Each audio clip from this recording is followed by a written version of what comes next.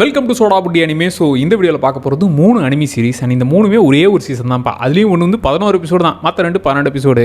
இந்த 3த்தையும் முடிக்கும் போது லைஃபுக்கு தேவையான விஷயத்தையும் சொல்லிக் கொடுக்கும். அழகழகான மூமெண்ட்ஸு அவ்வளோ கொட்டி வச்சுருப்பாங்க. உங்களுக்கு மட்டும் எப்படா இந்த ஐடியாலாம் வருதுங்கிற மாதிரி நிறைய விஷயங்கள் இந்த 3 அனிமிலையுமே இருக்கும். ஸோ ஒரே சீசன் என்பதனால் இந்த வீக்கெண்ட்லேயே நீங்கள் அசால்ட்டாக முடிச்சு விட்றலாம். சரி, இந்த 3 பற்றி முழுசாக பார்த்துருவோம். மறக்காமல் சோடாபுட்டி அனிமி சேனலை சப்ஸ்கிரைப் பண்ணிக்கோங்க. அண்ட் இதில் அனிமி ரெக்கமெண்டேஷன் ரீகேப்னு அனிமி சம்மந்தமான அனைத்து விஷயங்களும் இந்த சேனலில் வந்துடும்.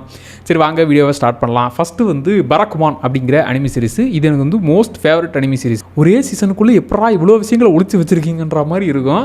அண்ட் அதில் ஹீரோ கேரக்டர் கொஞ்சம் கொஞ்சமாக அந்த கிராமத்துக்கு வந்து மாறுற மாதிரி நீங்களுமே கொஞ்சம் கொஞ்சமாக மாறிவிடுவீங்க. அப்படிப்பட்ட வேலையை இந்த சீரிஸில் பார்த்துருவாங்க. இதில் ஹீரோ வந்து கேலிகிராஃபி ஆர்டிஸ்ட்டாக இருக்கிறாரு. அது என்னன்னா, இப்போ ஃபோட்டோஷாப் வகையில் சொல்லணும்னா ஃபான்ஸ் எல்லாம் கிரியேட் பண்ணுறது, அப்படிப்பட்டவங்க தான் அந்த கேலிகிராஃபி ஆர்டிஸ்ட்டு. புது புது ஃபான்ஸை கிரியேட் பண்ணுறதுங்கிறது தான் அவங்களுடைய வேலை.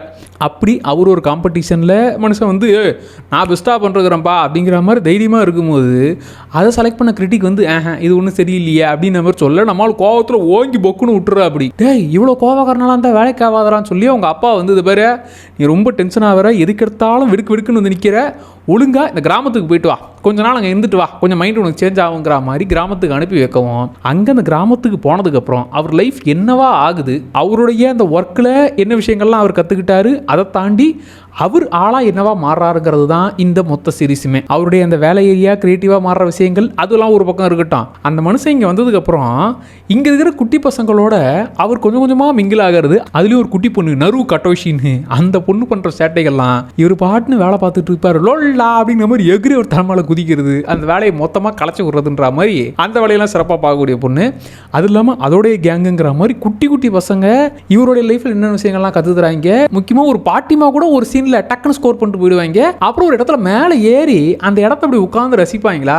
என்னடா வாழ்க்கைக்கு தேவையான விஷயங்கள் அப்படி போகிற போக்கில் கேஷுவலாக சொல்லிட்டு போறீங்க, அதை மெசேஜாக கூட சொல்ல மாட்டீங்களன்ற மாதிரி தான் இருக்கும். அப்புறம் முக்கியமாக இவர் கொஞ்சம் கொஞ்சமாக மாறுறதை எப்படி நீங்கள் உணர்வீங்கன்னா, ஒரு கேரக்டர் அந்த ஊர்லேருந்து இவர் பார்க்கறதுக்காக வரும். இங்கே வந்ததுக்கப்புறம் ஹீரோ என்னவா மாறி இருக்காங்கிறது தெரிஞ்சதும், டேய் நான் முன்னாடி பார்த்ததுக்கும் இப்போ பார்க்கறதுக்கு நிறைய டிஃப்ரென்ஸ் இருக்குடா, மொத்தமாகவே சேஞ்ச் ஆகிட்டடான்ற மாதிரி இந்த கிராமம் அவர் என்னவா மாறுதுங்கிறத அந்த ஃப்ரெண்டு வந்து பார்த்ததுக்கு அப்புறம் தான் நமக்குமே இன்னும் ஃபீல் ஆகும். ப்ளஸ் எனக்கு இந்த கடைசி எபிசோட்லாம் டே ஏன்டா பிடிச்சி போட்டுருக்கீங்க அப்படிங்கிற மாதிரி தான் இருந்துச்சு. இந்த வேர்ல்டு இனிமே கொண்டு போகலாமேடா அப்படிங்கிற மாதிரி இருந்துச்சு. எனக்கு ஃபேவரட் மூமெண்ட்ஸா இந்த அனிமியில் நிறைய இருக்குது. இந்த ஹீரோவை ரோல் மாடலாக வச்சுக்கிட்ட ஒருத்தனும் இவரும் பேசிக்கிற அந்த ஒரு மூமெண்ட்டாக இருக்கட்டும். அப்புறம் இவர் கொஞ்சம் அப்படியே ரிலாக்ஸாக அந்த இடத்துல இருந்து யோசிக்கிற மூமெண்ட்டுங்கிற மாதிரி நிறைய மூமெண்ட்ஸ் இருக்குது.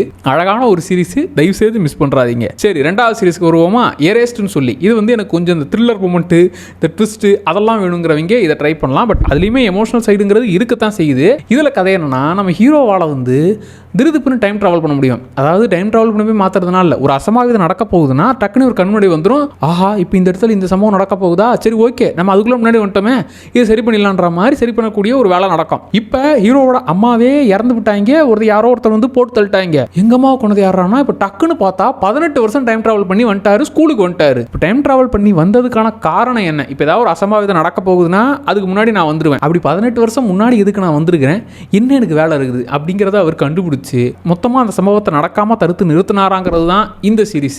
எனக்கு அவர் ஸ்கூல் படிக்கிற பையனா மாறும்போது அங்கிருந்து அந்த ஃப்ரெண்ட்ஸோடைய பாண்டிங்கு, அவரு நம்ம எதுக்காக வந்திருக்கோம், எப்படா தடுத்து நிறுத்தணுங்கிற மாதிரியான அந்த மூமெண்ட்ஸ்லாம் செம்மையா இருக்கும். சில எமோஷனலான மூமெண்ட்ஸ்லாம் ரொம்பவே சூப்பராக இருக்கும். எனக்கு கடைசி எபிசோடில் ஒரு கேரக்டர் அவர் பார்த்துட்டு, அதாவது இவரால் எதுவுமே சொல்ல முடியாது, இருந்தாலும் அந்த மூமெண்ட் அவர் அப்படியே என்ஜாய் பண்ணுவார். அதெல்லாம் ரொம்ப நல்லா இருந்துச்சுப்பா. எனக்கு ஏதாச்சும் இந்த ட்விஸ்ட்டு அதெல்லாம் இருந்தால் தான் நான் ட்ரை பண்ணுவேன்னா தாராளமாக இந்த சீரிஸையும் ட்ரை பண்ணுங்கள். 3வது இப்போ தான் நான் பார்த்து முடித்தேன், பெண்டிங்கில் வச்சுருந்தேன், இப்போ தான் பார்த்து முடித்தேன். அனஹோனா the flower we saw that day அப்படின்னு சொல்லி இதுவும் 11 எபிசோடு தான். கிட்டத்தட்ட எரேஸ்டில் வந்து அவர் நடந்த சம்பவத்தை தடுத்து நிறுத்த பாஸ்ட்டுக்கு போயிட்டு பல விஷயங்களை பண்ணுவாரா. இதில் அப்படிலாம் கிடையாது, ஒரு விஷயம் நடந்துருச்சு, இப்போ என்ன பண்ண போகிறாங்கிறது தான் இது. இதோட ஆல்டர்னேட் வெர்ஷன் மாதிரி தான் எனக்கு ஃபீல் ஆச்சு. இந்த சீரிஸை பொறுத்த வரைக்கும் கதை என்னன்னா, ஸ்கூல் படிக்கும்போது ஒரு கேங்காக ஃபார்ம் ஆயிருப்போம்ல, அந்த மாதிரி இதுலேயும் ஒரு கேங் இருக்கிறாங்க. அதில் ஒரு பொண்ணு வந்து ஸ்கூல் படிக்கிற அப்பவே இறந்து விட்டா. இப்ப பல வருஷம் கழிச்சு ஹீரோவோட கண்ணுக்கு மட்டும் அவ தெரியுறா. இதான் செத்து புட்டியே, ஆமா நான் உன் கண்ணுக்கு மட்டும் தான் தெரியுன்ற மாதிரி அவ வரா. மென்மா அப்படிங்கிறது தான் அவ. ஹீரோ வந்து ஜின்டா, அவங்களோட நிக் நேம் தான் இந்த சீரிஸ் முழுக்க சொல்லி சொல்லி அதுதான் மைண்ட்ல பதிஞ்சிருச்சு. இவ வேற ஜின்டா சான் அப்படிங்கிற மாதிரி கூப்பிட்டு சுத்திக்கிட்டு இருப்பா. இப்ப இவ ஏன் இங்கேயே இருக்கா, அவ ஒன்னும் சொர்க்கத்துக்கு தானே போகணும், ஏன் போகாம இந்த உலகத்திலே இருக்கான்னா, அவளுக்குன்னு கடைசி ஆசை ஒன்று இருக்குது. ஆனா அது என்னங்கிறத அவளே மறந்துட்டா. இப்போ அவளுடைய கடைசி ஆசை என்னங்கிறத கண்டுபிடிக்கணும். இவங்களுடைய ஸ்கூல் கேங்கை இவர் திரும்பவும் ஃபார்ம் பண்ணணும். அதெல்லாம் ஒழுங்கா செஞ்சு முடிச்சாரா அவருடைய கடைசி ஆசையை நிறைவேற்றினாரா, அதுதான் இந்த மொத்த சீரிஸுமே. இதில் கேட்கறதுக்கு ரொம்ப சிம்பிளாக இருக்கலாம். ஆனால் அந்த கேங் இப்போ ஸ்கூல் படிக்கும் போது எல்லாருமே ஒன்றுக்குள்ள ஒன்றா ஜாலியாக விளையாடிக்கிட்டு எதை பற்றியும் கவலைப்படாமல் இருப்பாங்க. பட் கொஞ்சம் வளர்ந்ததுக்கப்புறம் ஒருத்தர் டோட்டலாக வேறையாக மாறி இருப்பாங்க. நம்ம ஹீரோவே ஸ்கூலுக்கு போகிறதில்ல, வீட்லேயே தான் கிடப்பான். கிட்டத்தட்ட ஆளே டோட்டலாக மாறிட்டான். அதில் இன்னும் 2 பேர் வந்து எப்போ பார்த்தாலும் ரொம்ப ஸ்ட்ரிக்ட்டு படிப்பாளி அப்படிங்கிற மாதிரி இருக்கிறவங்க. அதில் ஒரு கேரக்டர் மட்டும் செம்ம ஃபன் மோடில் இருக்கிறவர். இவர் சின்ன வயசில் விளையாடின அந்த இடத்துல தான் அவர் இருந்துக்கிட்டு ஜாலியாக ஃபன் பண்ணிக்கிட்டு இருப்பார். அண்ட் இன்னொரு பொண்ணு நம்ம ஹீரோ மேலே ஒன் சைடாக லவ் இருக்கிற அந்த ஒரு பொண்ணு இவர்கிட்ட பேச முடியாமல் அண்ட் அவள் டோட்டலாக மாறி இருக்கிறதுன்ற மாதிரி இப்படி ஒரு கேரக்டர்ஸும் ஸ்கூல் படிக்கும் போது அந்த கேங்காக எவ்வளோ சந்தோஷமாக இருந்தாங்களோ இப்போ ஒருத்தருக்கு ஒருத்தர் பார்த்தா கூட மூஞ்சி கொடுத்து கூட ஏன் பேசணும், ஐயோ இவனை பார்த்துட்டோமா அப்படிங்கிற மைண்ட் செட்டில் தான் எல்லாருமே இருக்கிறாங்க. இப்படிப்பட்ட சுச்சுவேஷனில் எல்லாருமே இப்படி ஒன்று சேர போகிறாங்க. டோட்டலாக அவங்க மைண்ட் செட்டே மாறிடுச்சு. எல்லாருமே ஒரு மாதிரி கில்ட்டோட இருக்காங்க. இதுக்கு நான் தான் காரணம் போல, இதுக்கு நான் தான் காரணம், என்ன மன்னிக்கவே மாட்டா. அவங்களுக்குள்ள இருக்கிற அந்த கில்ட்டு ப்ளஸ் இவங்க எல்லாரும் இப்படி பாண்ட் ஆகிறாங்கன்னு பல விஷயங்களை இதில் ரொம்ப அழகாக காமிச்சிருப்பாங்க. எனக்கு ஸ்டார்டிங்லேருந்து ஒரு கேரக்டர்ஸை பற்றி அப்படியே சிம்பிளாக காட்டிட்டு அப்படியே போகிற போக்கில் எமோஷனலாக ஆக்க போகிறாங்கிற மாதிரி தான் இருந்துச்சு. ஆனால் ஒரு கேரக்டர் இன்னொருத்தவங்களை எப்படி பார்க்குறாங்கிறத கொஞ்சம் கொஞ்சமாக இவனுங்க ரிவீல் பண்ண ரொம்ப நல்லா இருந்துச்சு. அதுலேயும் கடைசி எபிசோட்லாம் வந்து எல்லாரும் உடஞ்சி அழுவாங்க. அவங்கவுங்க சைடு நியாயத்தை அவங்க சொல்கிற இடம்லாம் ஒரு மாதிரி ரொம்ப அழகாக இருந்துச்சு. கடைசி முடிக்கிற விதம் டே இதை மட்டும் பண்ணிடுறா ப்ளீஸ்ரா அப்படிங்கிற மாதிரி நம்ம ஒன்று நினைப்போம். அது அப்படியே தான் நடக்கும். அந்த மூமெண்ட் எப்பா செம்ம ஃபேவரட் பண்ணுற மாதிரி கடைசி எனக்கு 8th 9th 10th 11th 4 எபிசோடும் அப்படியே ஒரு மாதிரி ஹோல்சமாக அழகாக இருந்துச்சு. அதுவும் கடைசி எபிசோடு அந்த மூமெண்ட்டு இது நடக்கக்கூடாது தான், பட் இதுதான் நடந்தாகணுன்ற மாதிரி அது ஏற்றுக்க முடியாமலும் இருக்கிற ஒரு மைண்ட் செட் இருக்கும்ல, அதுதான் இந்த சீரீஸில் நடத்துவாங்க. அது ஒரு மாதிரி அழகாகவும் இருக்கும், ஆனாலும் கொஞ்சம் சோகமாகவும் இருக்குன்ற ஒரு ஃபீலை தான் கொடுக்கும். பரக்மான் சீரீஸ் வந்து ஃபுல் அண்ட் ஃபுல் உங்களுக்கு பாசிட்டிவிட்டியை அப்படியே அழகாக அந்த லைஃப் இப்படி பாருங்கடா அப்படிங்கிற மாதிரி மெசேஜ் சொல்லக்கூடிய ஒரு கதை.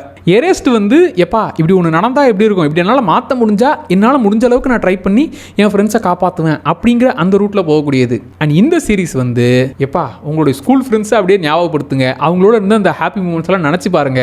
கடைசி வரைக்கும் ஃப்ரெண்டாக இருங்கடா. அவங்களுக்குள்ள என்ன பிரச்சனை வந்தால் என்னடா இதுக்கு பிரிஞ்சு போகிற அளவுக்கு அப்படின்னா அவங்களுக்குள்ள பிரச்சனை வரப்போகுது. என்னதான் பிரச்சனை இருந்தாலும் பேசி சரி பண்ணுங்கடா, உட்காந்து எல்லாருமே ஒன்றா இருங்கடா அப்படிங்கிற அந்த ஒரு விஷயத்தை இந்த சீரீஸ் கிரியேட் பண்ணும். அண்ட் இந்த 3 சீரீஸும் எத்தனை பேர் பார்த்து முடிச்சிட்டீங்க, அண்ட் இதில் எப்பா இதுதான் பண்ண பெண்டிங் இருக்குது பார்க்க போகிறேன் அப்படிங்கிற அது என்னன்றதை கமெண்ட்ல சொல்லுங்க. அண்ட் இந்த 3 சீரீஸில் உங்களுடைய ஃபேவரட் எது அப்படிங்கிறத மறக்காம கமெண்ட்ல சொல்லுங்கப்பா. சோடாபுடி அனிமி சேனலை சப்ஸ்கிரைப் பண்ணிக்கோங்க. Tata bye.